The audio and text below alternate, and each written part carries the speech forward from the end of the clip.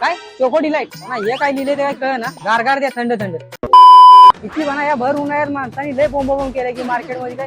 शेक P आणि म्हणा कसलं ते शेक आले ते काय माहिती लय लय कमी आले ते दादा शेक पी तुम्हाला परवडेल कमी पैशात भेटते रे आता आलो इथं शेक प्यायला काय कॅमेरा दुकानाचं नाव काय रे काय चोको डिलाइट हा चल या आता बघू म्हणा कसला शेक आहे ना काय मला तर काही कळण झालंय पिऊन तर बघितलं पाहिजे ना हे काय लिहिले ते काय कळ ना सगळं 50च्या खाली आहे कमी मध्ये आहे खरं घरले का पैसे कमी आहेत इतके माझ्या नावात काय कळ ना फोटो मधलं हे या घेतो आणि हे या घेतो नमस्कार दादा ते फोटो मध्ये 2 आहेत ना ते द्या की शेक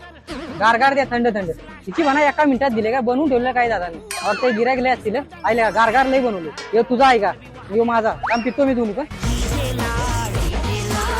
आयला भारी लागतो यो दादा शेक नाही तो कोल्ड कॉफी आहे ती आणि याचं काय नाव तो शेक आहे हा बास तो आता मला शिकवणार मला माहिती होतं तुला माहिती का मुद्दाम विचारतो ठेवू का